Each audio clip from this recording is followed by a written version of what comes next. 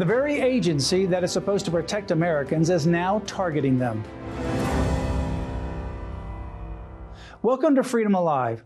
The FBI has become a weaponized arm of the government, and without vital reform, America will witness this agency continue to target innocent Americans and trample our constitutional rights.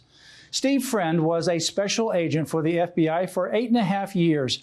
Then he became a whistleblower and began to speak out about the injustice that is happening inside the agency. Steve was suspended without pay and has firsthand experience to share with us today. But first, our Freedom Alert is next. The Department of Defense would astonish even George Orwell. The military apparently will now use the word themself, which is not even a word, instead of himself or herself to describe heroic or distinguished actions. The so-called gender-neutral language for the military is part of a revised list of rules in the Department of Defense manual. These rules mandate the use of pronouns such as themself for various prestigious awards. This use of radical gender ideology destroys the English language. It also reveals a Pentagon leadership more consumed by social fads than protecting this country. There are two sexes, male and female. When a member of the U.S. Armed Forces earns a military decoration or award, he or she deserves to be recognized by the proper pronoun, not some grammatically incorrect pronoun such as themselves.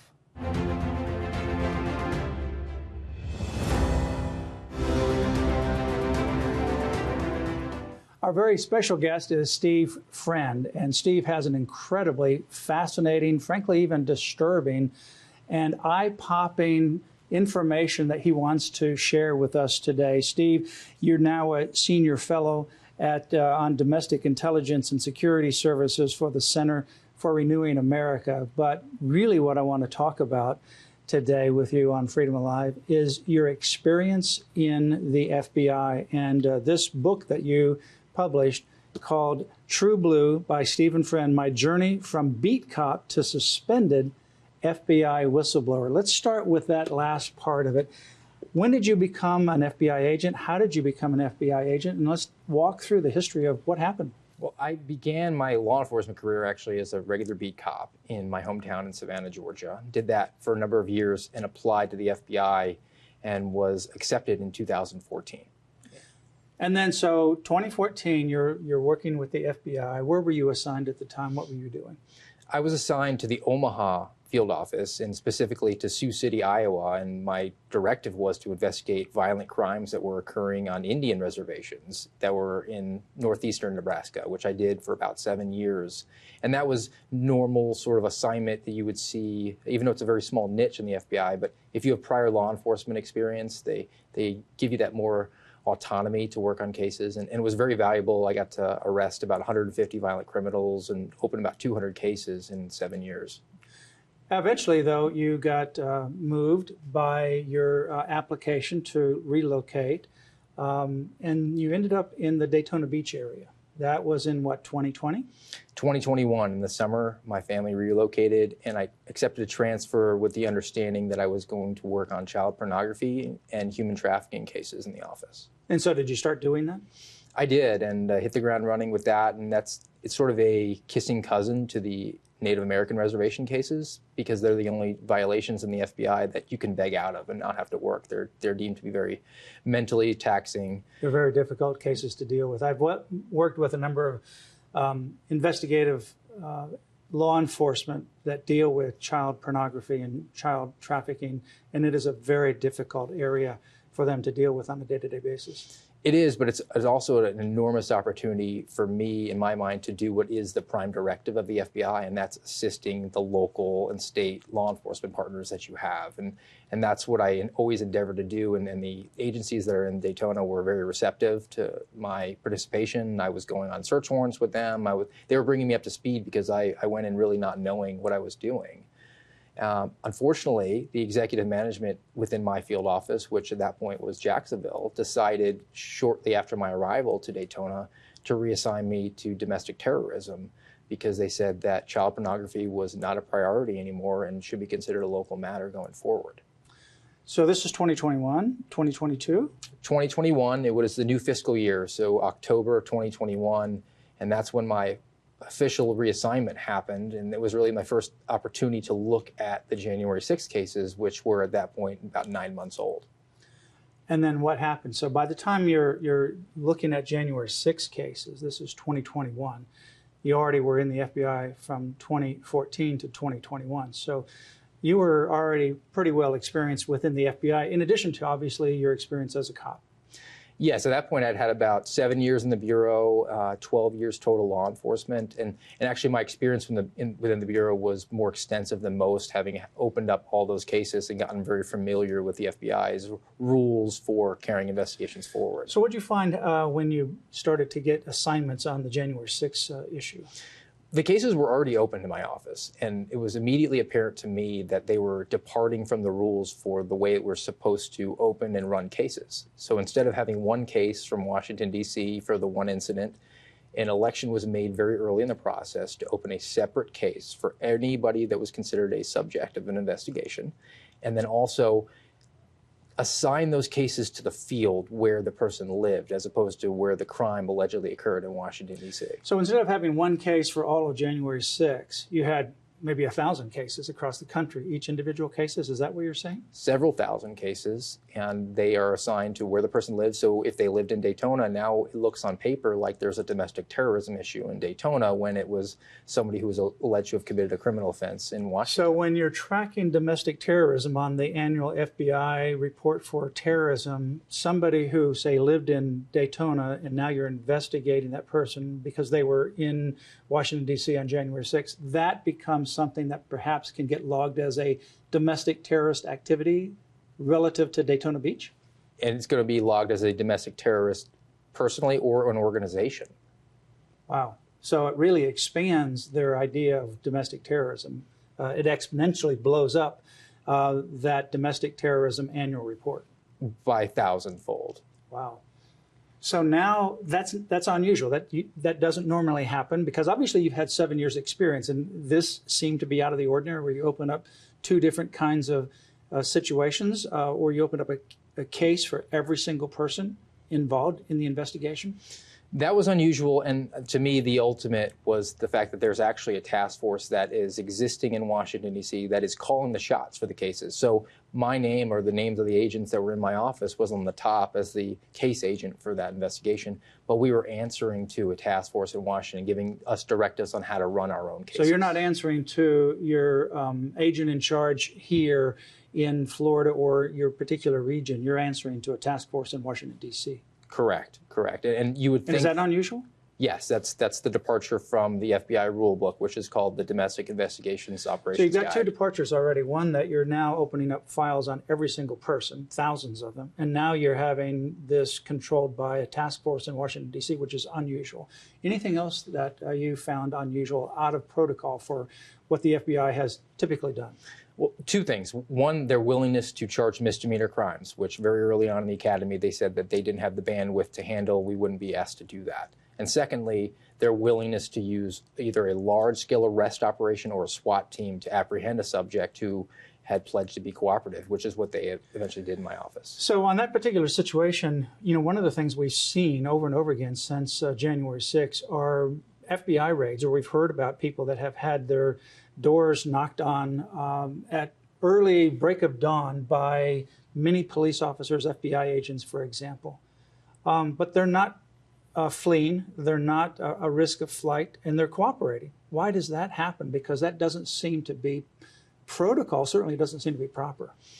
I think that the process has become the punishment for so many of these cases, which is very disturbing. And I think that's also this mentality change that's shifted from the case agent that you see on a TV show where they work the case and they arrest the bad guy. That doesn't exist anymore. You're a case manager. You move the chess pieces around the board. You need to have evidence collected. You send the evidence team. Surveillance done. You send the surveillance team. Comes time to do the arrest. You send the default arrest team, which is now the SWAT team. Now, and you worked on SWAT too, so you knew what SWAT actually does as a normal protocol, and what you saw here, what you are seeing here is just simply out of the norm for the FBI protocol. It's out of the norm. SWAT's a perfectly legitimate tool, but this was an unnecessary risk to the personal safety of the agents and to the people. Well, when you're banging on somebody's door at 5 a.m. in the morning, it's dark, and you're demanding entrance, and you don't know who's on the outside, that can be a very volatile situation. The matrix to use SWAT is incredibly broad. Possessing a firearm, regardless of whether or not you're prohibited, having a large dog, all these factors would make SWAT acceptable, and it's up to the discretion of the FBI to use that tool in the most appropriate way, but they're definitely using it more of a hammer looking for a nail. Now, in your book, True Blue, and the title here is True Blue, but you also have My Journey from Beat Cop to Suspended FBI Whistleblower. And in talking with you, you have said something that I was disturbed about, and that is that there is a quota system that is an award system within the FBI, and some of that quota system can be for how many arrests that particular department makes. The head of that particular unit or other individuals associated with it can get some kind of financial or other bonus for a certain number of arrests during a certain period of time, perhaps within the calendar year or the fiscal year. Tell us about that. It's called Integrated Program Management. It's about 10 years old, and it is a negotiation between the field and headquarters to hit quota numbers for cases to be opened, arrests to be made, tools to be used. And when those boxes are appropriately checked, the senior executives in all the field offices get bonuses between $30,000 and $50,000. $30,000 and $50,000 if in that year or that cycle they have made a certain number of arrests. Yes, and it perversely incentivizes you because you want to bring the crime numbers up as opposed to keeping crime down. So when you're now distributing these January 6 people, thousands of them around the country, all of a sudden that is a gold mine for bonuses. It's been a boondoggle for the last 4 fiscal years for all the senior executives. That's unbelievable. You've testified in a congressional subcommittee on this issue before, revealing what you have come forth with your whistleblowing with regards to the FBI.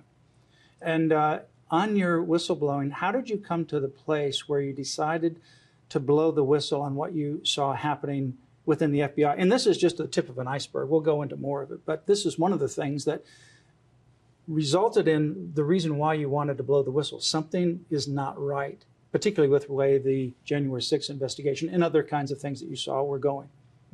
I sort of view myself as a system idealist, and it was really apparent to me from the departures from the rules that our cases, even if they were righteous, were going to be jeopardized at trial. And I was genuinely concerned that we were creating a risk to the public safety. So I went to my frontline supervisor just prior to the first opportunity I had to protest to an arrest operation, which was in August of 2022. And he handled me up the chain of command, and I was suspended within 30 days. So there was an arrest that was going to happen. And was this a SWAT team that was going to a person's home? There were multiple arrests. There were large-scale arrest operations with regular agents, and there was a SWAT team that was going to an individual's house who had pledged 18 months prior to cooperate. And this was related to January 6th? Yes. So January 6th, somebody was up in Washington, D.C., and they were contacted by the FBI, had some interview, and said, I'll cooperate with you, no problem. 18 months later, an arrest now is planned to come to that person's house, even though he had pledged to cooperate?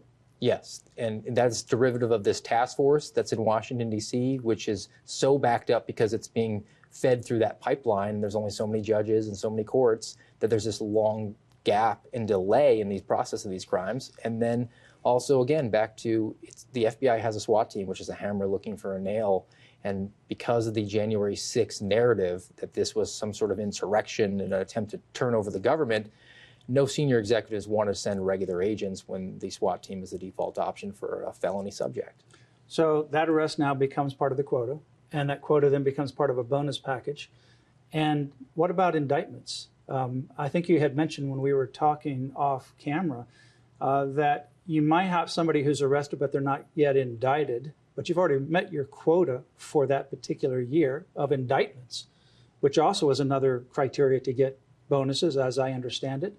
So you don't want to indict that person at the time frame until you skip into the next year, and then that's when you bring down the indictment, and that starts the clock on your next series of quotas. Is that accurate? Yes, I've been told in my career to delay indictments for a few months because we were going to sandbag at the end of the year. We'd already hit our quota. We want to hit the next year running, which puts the public at risk of fraud and force for potentially somebody who's been credibly, if there's probable cause to believe that they should be indicted and arrested for whatever alleged offense they committed. So if you have somebody who should be indicted, they may not be indicted because you've already met your quota for the year and you don't need any more because you're not going to get any more bonus. You've already met your quota. So let's just not indict this person. Let's kick it over to the next cycle, and we can indict them as soon as the next cycle begins. But in the meantime, this person may be somebody who deserves to be indicted. Yes, and it's also tied to the use of tools. So it's very usual to have the conversation within an office. We need to get a wiretap on this case because the division needs to have an X number of wiretaps for the year. So arrest, indictments, the kinds of tools you use in the investigation, for example, wiretaps, all of those are recordable quota items that can increase your bonus at the end of the year? It includes things like intelligence reports, which you see the radical traditional Catholic intelligence report that was generated in Richmond. There's a requirement to generate a certain number of reports each year. So you can generate a report on domestic terrorism, you can generate a report on pro-lifers, you can generate a report on Catholic organizations or churches and try to suggest that there's some domestic violence tendencies within these groups. And that all of a sudden now gives you a bonus. Do you get a higher bonus for a report like that? Or how do they weigh those bonuses? They give them different colors for the amount of achievements. So if you just clear the threshold, it's going to be the lower amount, more closer to $30,000. But if you're gold and you're really exceeding, then you're going to be closer to $50,000. $50,000. And can you go higher than that? That's generally, from what I understand, that's the range. But the other thing that folks need to remember is that that carries over because it's their highest, normally, typically their highest earning years of their career, and that goes towards their pension for the rest of their career. Wow. You know, you would think that the FBI would just be an objective law enforcement investigating organization, but what you're revealing is that there's a lot of reform that needs to take place. So you actually brought this information about these inappropriate arrests. For example, the one that was 18 months before saying, I'll pledge cooperation. Now all of a sudden he gets banged on the door probably early in the morning, which is the typical thing that happens, right? Yes.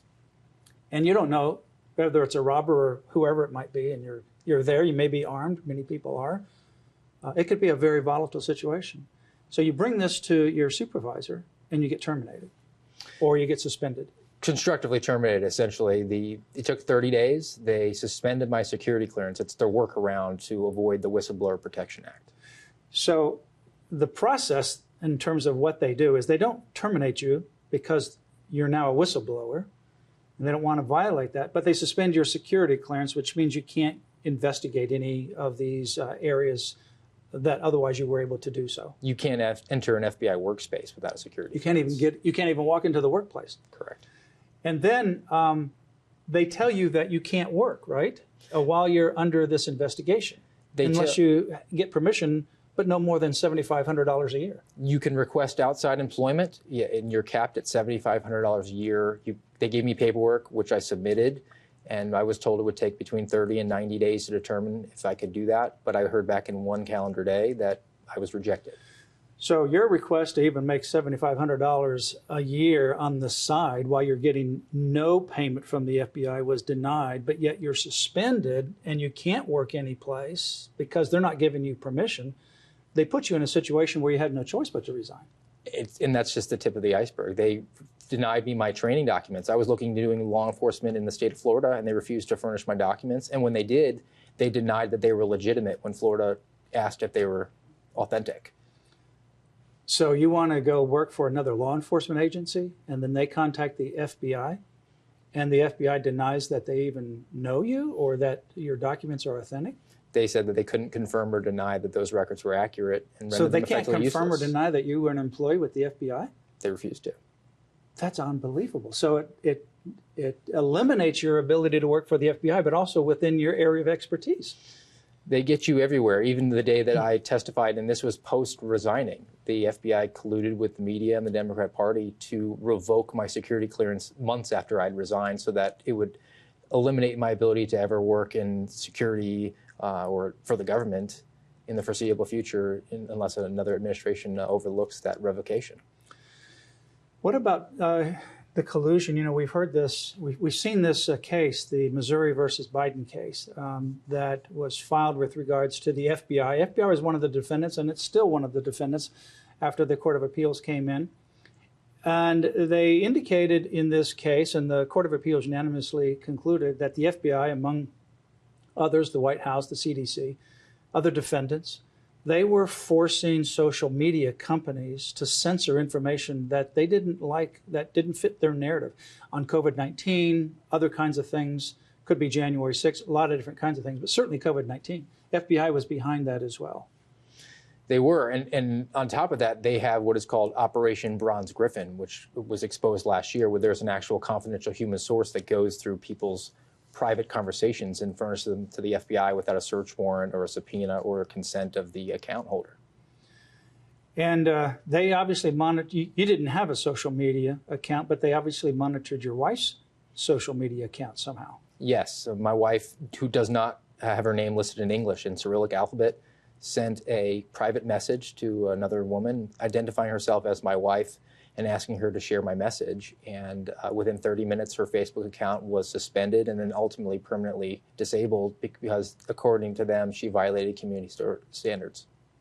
By asking a friend, by asking an organization or an entity to share the information that you brought forth as a whistleblower. Now her Facebook account is permanently deleted and banned. The information I brought forward that was publicly available in the New York Post. Unbelievable. The FBI, you had mentioned some of these sources, like the reports on the Catholic Church or Catholic organizations and so forth.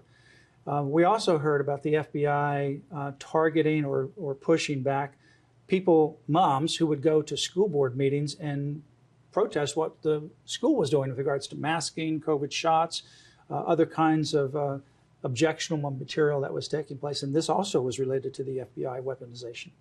Yes, and what you have to understand, the FBI is now a full-fledged intelligence agency with a law enforcement capability, very much like a Stasi.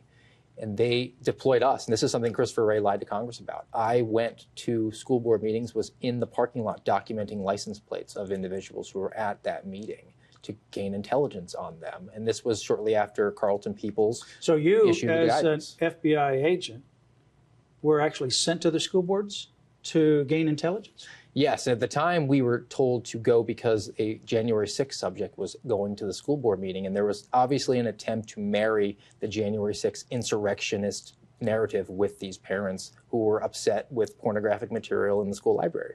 Now, I know we got in contact with you at Liberty Counsel. You contacted us because when you were with the FBI came down with this COVID shot mandate. You had a religious request to be accommodated based on your sincere religious beliefs. You contacted us. You gave a detailed request, and nobody had any response. They just didn't respond. And you still never got a response, even up till the very last day that you were there. Correct. And it's my contention that they basically established a registry of individuals who did not want to get the shot for religious reasons. And there's how many people you said within the FBI that's currently under investigation? We're talking about FBI staff that's under investigation that you know of. From my inner moles within the FBI, there's now an investigation of up to 700 people in the FBI from the FBI's inspection division who they're looking into, and it correlates very heavily with those who are unvaccinated. It would be interesting to get a list of all those people and then a list of those who actually gave these requests for religious accommodation, because it's my concern also in the military that the same thing is happening, that like in the FBI, they didn't deny, they didn't grant, but they just didn't do anything. But now they know who has a faith-based worldview, and now they're going after these individuals for other concocted reasons. I've had personal contact with an individual who was effectively terminated, and in his documents, a high-ranking executive said that his unwillingness to get vaccinated was a psychological condition concern. Yeah, so they're wanting to purge all of the agencies and the military of Christians and people of faith. So, Steve, with all of this that we've heard, it's very disturbing and obviously needs to be reformed. What can people do? I think with this upcoming budget fight that we have, that there's an opportunity here. I've proffered that if you're not going to entirely defund the FBI, which I think there's a strong case for, one potential reform that we could actually bring it back from the brink would be to defund the armed special agent, take away the guns, defang it, and then force the FBI as an unarmed agency to carry out investigations, to cooperate with local partners. And let's respect the doctrine of the lesser magistrate, where a sheriff can stand in the gap as a bulwark against an out-of-control, weaponized, politicized federal agency. Well, thank you, Steve, for your courage, and I know your story is still being written. You have cataloged some of that story in the book, True Blue. Stephen Friend, Real Stephen Friend, or at Real Stephen Friend is your social media. Otherwise, you can get this on Amazon or other online booksellers as well. Steve Friend is our special guest. Continue to keep him and many people like you that are still in the agency or others that are being forced out like you, so that you can make a difference, they can make a difference. Don't get discouraged by what you've heard. This is information that we need to act on and reform this very critically important agency, the FBI. I found it very disturbing during the interview when I learned with Steve's firsthand experience that what's happening is there are quotas, lots of quotas, that these FBI agents in these different fields of FBI offices are meeting as part of their bonus packages. And it includes opening a file, indicting, arresting, use of certain kinds of technology, especially a wiretap, preparing certain kinds of papers, like the paper that was created that suggested that certain Catholic organizations were possibly threats to domestic terrorism, or creating different kinds of papers or other kinds of infiltrations that took place at school board meetings, targeting innocent moms that were simply raising concern as a citizen regarding what was happening in the school board. Certainly, what we find here is also very disturbing with respect to January 6th. And what Steve said with respect to, typically, you open one file for a crime or an alleged crime that's in a certain location. So this would be Washington, D.C. But instead here, thousands of files were opened, thousands all across the United States, which allowed for these individual agents to have more bonuses so they could get more money, and that there was an incentive not only to open the file, but to indict and to arrest and to surveil them in a certain way, and then even more so to connect them with other organizations. That was also additional bonus points.